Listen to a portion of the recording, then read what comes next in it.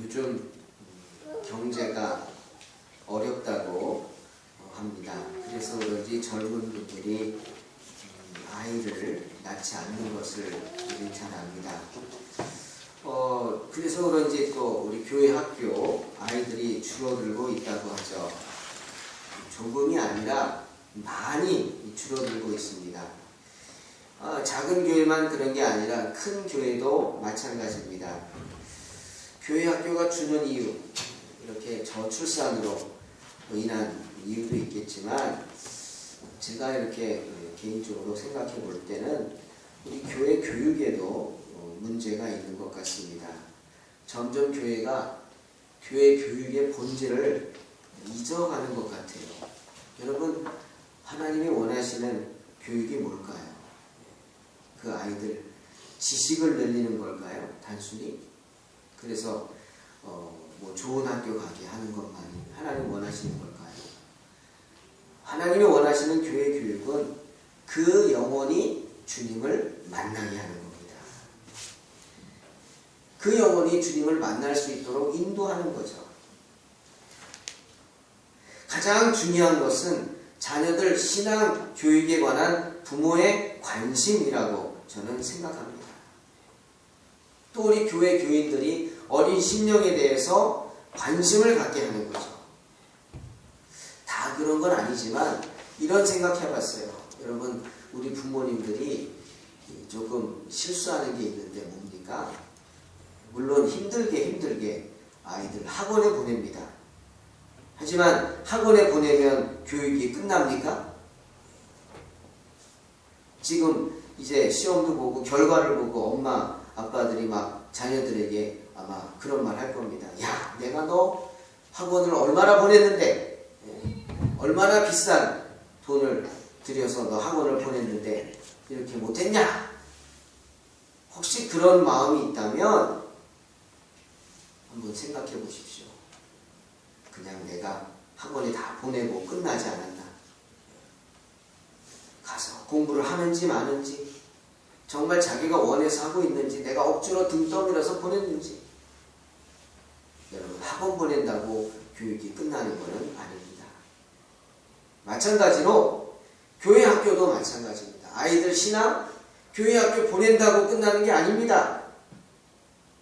물론 연령별로 시스템이 잘 갖춰진 교회 학교가 있다는 거 참 복이죠. 저도 이렇게 개척을 하면서 보니까 정말 그런 교회는 복입니다. 장소도 있는 거고 그렇게 섬길 수 있는, 봉사할 수 있는 성도도 있다는 것, 그리고 물질적으로 여유가 있어서 교회 학교를 담당할 교회 교육할 수 있는 사역자를 세울 수 있다는 것 좋지만, 만약에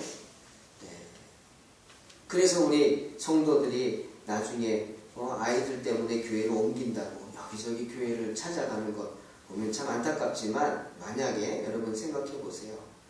우리가 아이들의 신앙 교육을 교회 학교에만 맡기고 있지 않는가? 그저 주일날 1시간 아이들 교회 학교 가는 것으로 교회 교육이 끝날까? 라고 생각한다면 아닙니다. 교회 학교, 우리 아이들의 영혼은 그저 교회 학교 교사에게 맡기면 안 됩니다. 그분들도 물론 열심히 하시는 줄 압니다만 오해하지 마시고, 그것이 다가 아니라는 거죠. 교회 학교 교사가 아니라 바로 여러분 자신이 우리 아이들에게 부끄럽지 않은 신앙의 본을 보여서 영혼의 인도자가 돼야 할 줄로 믿습니다. 자녀들의 영혼을 진정 복된 길로 인도하기 위해서는 우리 자녀들이 말씀 앞에 설 수 있도록 해야 하죠. 부모님들이 아이들과 함께 찬송도 부르고 함께 기도도 하고 성경도 보게 하면서 함께 보면서 성령 충만한 예배에 함께 참여하는 것이 진정 우리 아이들의 영혼을 인도하는 귀한 길이 될 줄로 믿습니다. 가끔 아이들이 좀 성가시고 귀찮게 생각될 때도 있죠. 왜? 그저 시도 때도 없이 떠들고 소리도 지르고 때로는 소란케 하기 때문에 귀찮게 느껴지기도 합니다. 실제로 예배 시간에 방해가 된다 생각될 수도 있어요. 하지만 밝고 순진한 아이들의 떠드는 소리가 없는 세상 상상하고 싶지 않죠? 그런 교회, 하나님은 그런 교회 기뻐하지 않으실 겁니다. 예수님이 계실 때 예수님은 가는 곳마다 아이들을 보시면 지나치지 않고 다가가셔서 안아주셨어요. 그리고 머리에 손을 얹고 일일이 기도해 주면서 축복해 주셨어요. 그런데 제자들은 그렇지 않았어요. 가뜩이나 사람들이 막 몰려오는데 얼마나 시끄럽고 번잡하겠습니까?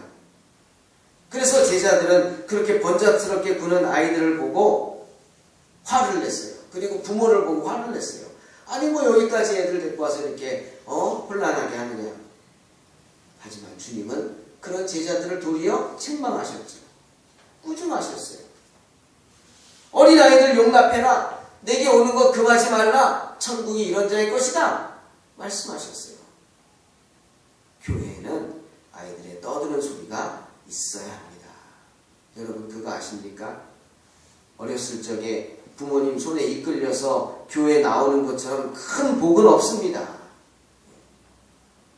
특히 유아 세례 받는 축복 엄청난 축복인 줄로 믿습니다.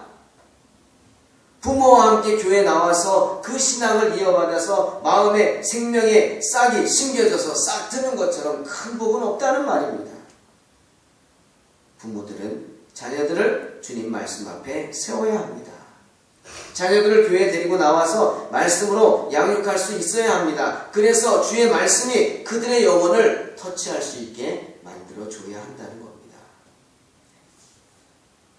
아이들이 성가시는 생각에 교회에 와도 그저 떼어놓기 바쁘지만 가장 중요한 것은 여러분이 바로 자녀들과 함께 주님 앞에 나와 예배를 드리는 것입니다. 특히 우리 절기 예배 같은 때, 요즘은 큰 교회도 그러죠. 아이들과 함께 드리는 예배 합니다. 왜 그렇겠어요? 그게 필요하기 때문이죠. 성찬식 같은 때 함께 참여해야 합니다. 물론 아이들은 성찬식에 참여할 수 없습니다. 가끔 부모님들이 몰래 애들에게 성찬식에 참여하게 합니다. 성찬식 떡을 넣어주고 포도주도 맛보게 하고. 죄죠. 그거는 잘못된 겁니다. 왜 그러셨어요? 그러면 그러죠. 애가 너무 때를 써가지고 할 수 없이 그랬다고.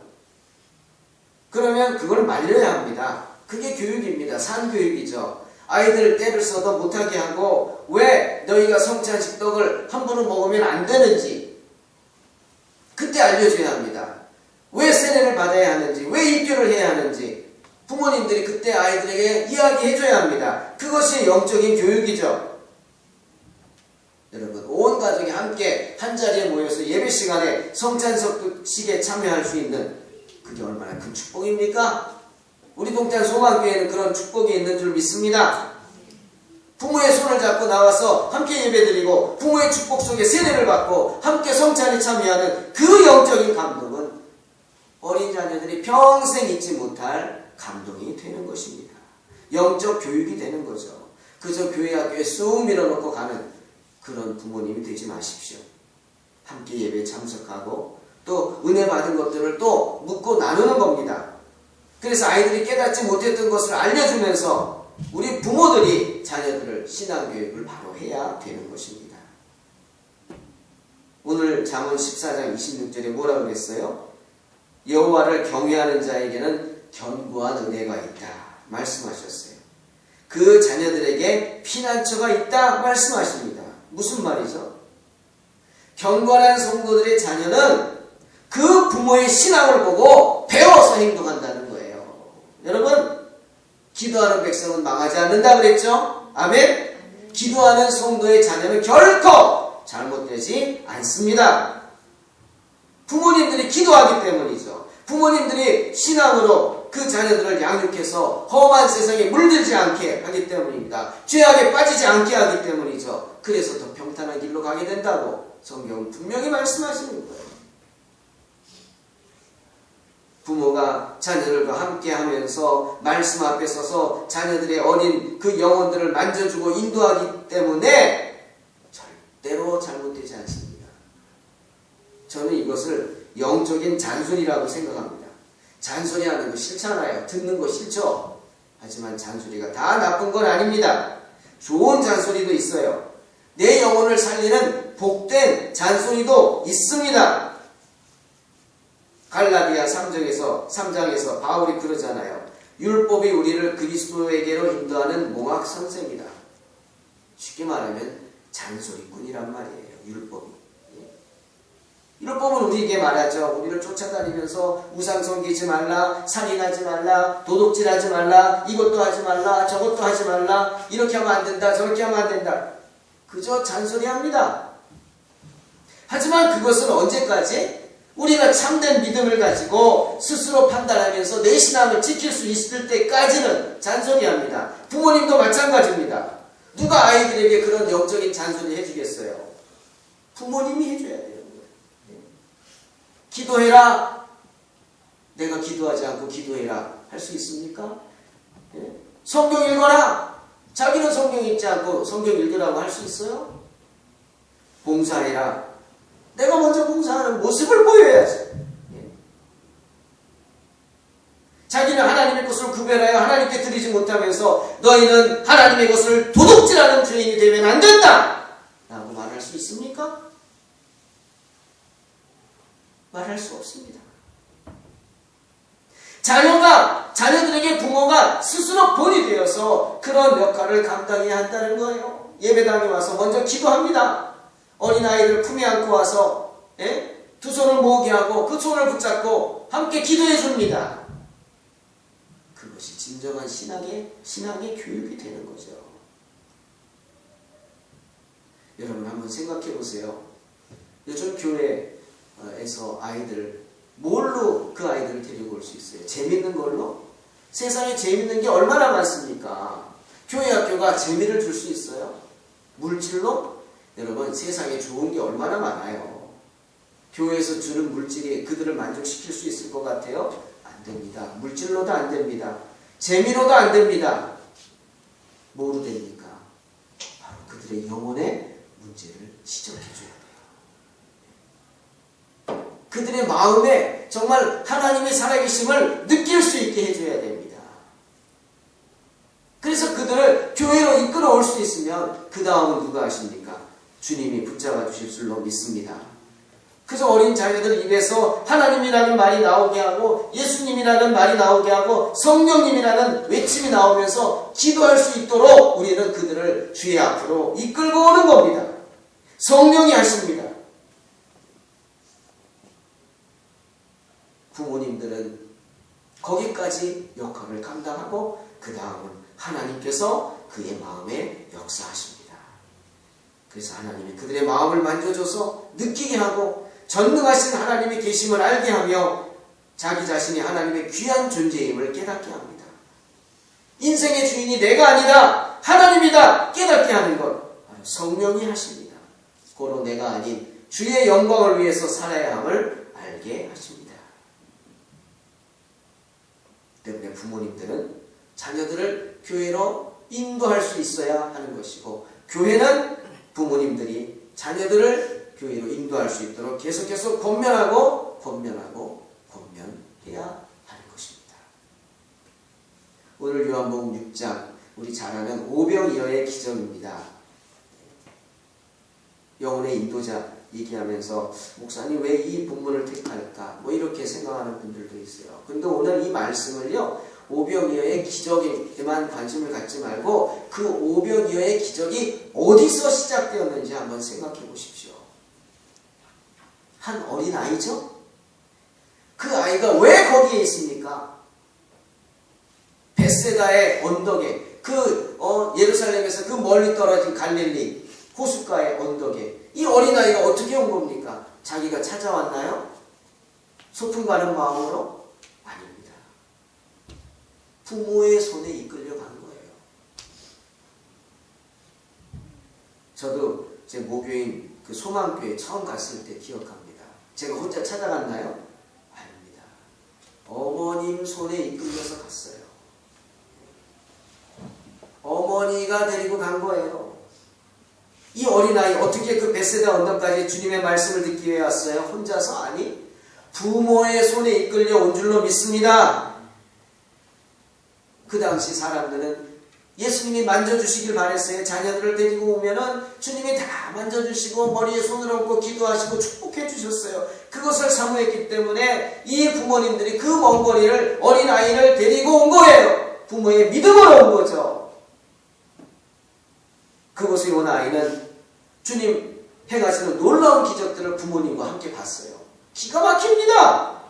주님을 얹고 기도하자 소경이 눈을 뜨고, 주님이 귀에 손을 대자 귀머거리게 귀가 열리고, 주님이 잡아 일으키자 안전뱅이가 일어나서 걷고 뜁니다. 할렐루야.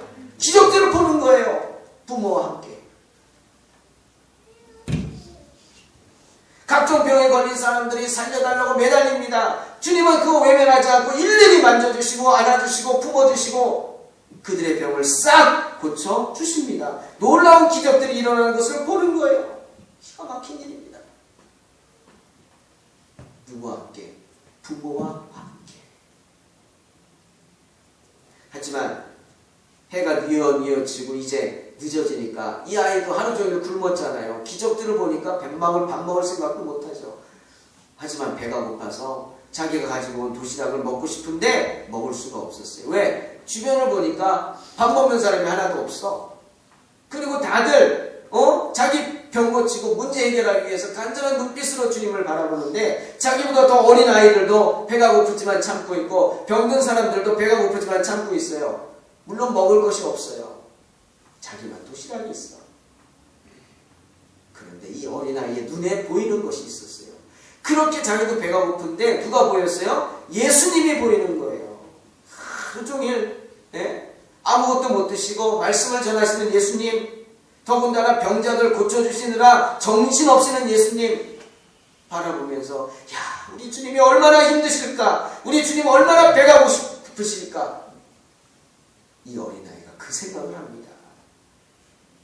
여러분, 저는 그 모습을 생각할 때마다 너무나 은혜가 돼요.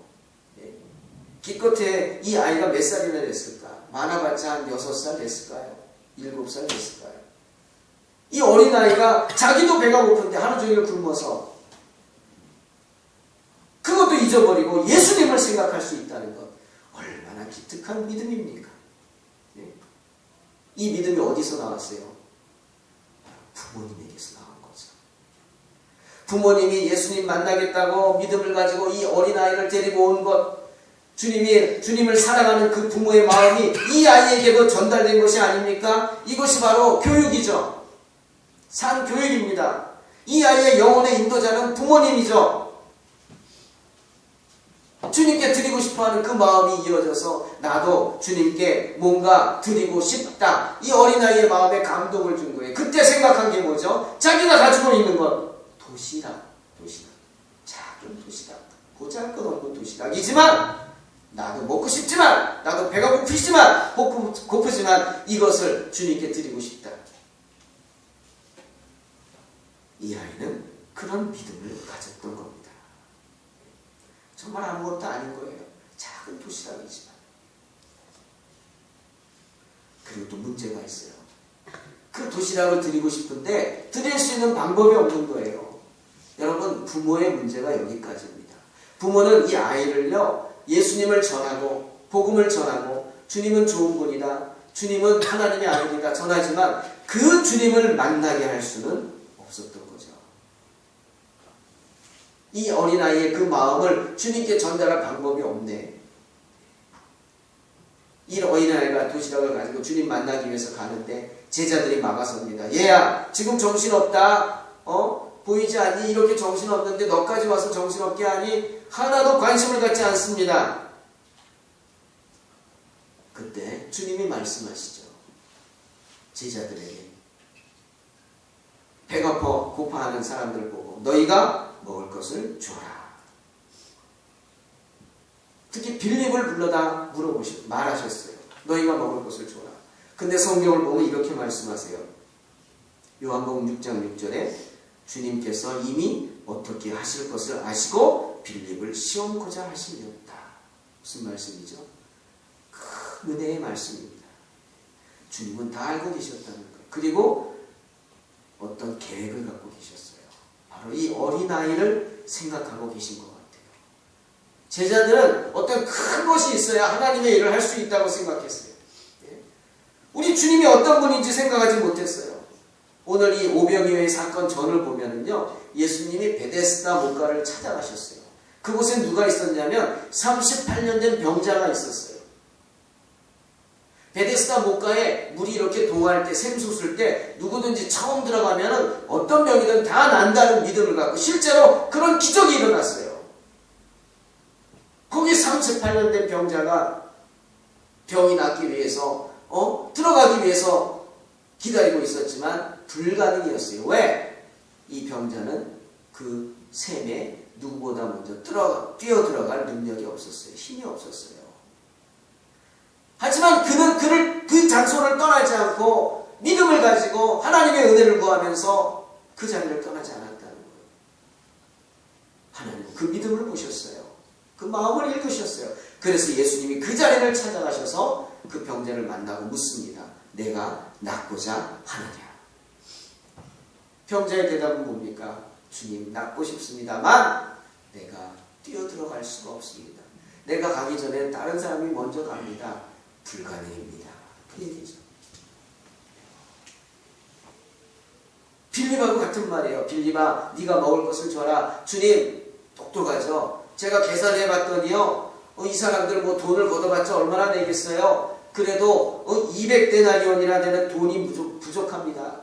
그리고 또 현실적인 문제는요, 이 많은 사람들, 장정만 5천인데, 그럼 아이들, 여자들까지 하면 몇만 명 될 텐데, 그 사람들 먹을 빵을 지금 어디 가서 구해옵니까?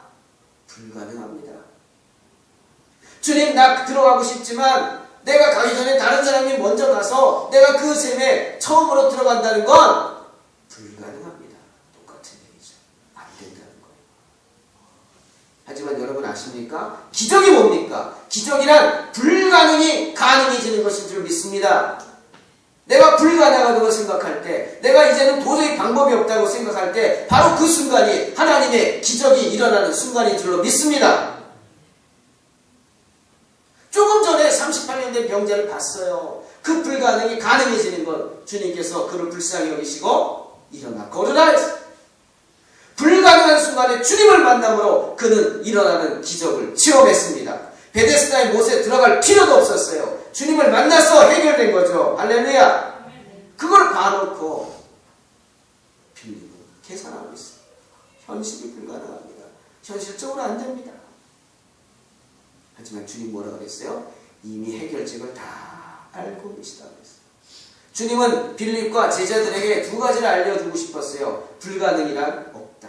주님 앞에 불가능의 순간이 가능한 순간이다. 기적은 있다. 믿으라. 그것이 첫 번째요. 또 하나는 하나님께 드리는 것은 큰 것이 아니라는 거예요. 이 어린아이를 생각하시는 거예요. 이 어린아이의 작은 도시락, 정말 별것도 아니죠. 하지만 그 작은 거지만 내가 가지고 있는 전부라고 생각하는 걸 주님께 드릴 때 주님 뭐라고 그랬어요? 한 과부의 헌금 보고 전부를 드렸다고 칭찬하셨죠. 주님은 물질을 보는 게 아니라 뭘 보세요? 저와 여러분의 마음을 보시는 줄로 믿습니다. 여러분 마음의 중심을 보십니다. 그 중심을 드리기를 원하시는 거예요. 아무도 보지 못하는 걸 안드레는 봤습니다. 아무도 보지 못하고 이 어린아이의 헌신을 보지 못하는데 안드레는 봤어요. 안드레는 왜? 영혼의 인도자인 안드레는 주님의 은혜를 바라본 거죠. 다들 성가시게 생각하는 이 아이를 안드레는 데리고 나옵니다.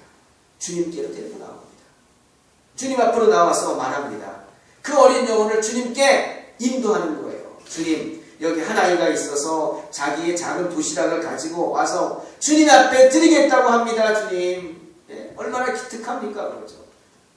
자기도 배가 고픈데 주님 배가 고프시다고 자기 가진 거를 이 작은 거지만 주님께 다 드리고 싶어 합니다. 이 헌신, 주님, 이게 이 사람들에게 얼마나 되겠습니까만 주님 은혜를 내려주세요. 그게 바로 안드레입니다. 안드레는요 정말 한 영혼 한 영혼을 바라보는 그런 영혼의 인도자였습니다. 베드로를 전도한 사람도 안드레예요. 그리고 또 요한복음 12장에 보면은 헬라인들이 멀리 유대까지 예루살렘 성전에 예배드리러 왔어요. 이방인들이, 유태인들이 이방인들을 얼마나 꺼려합니까?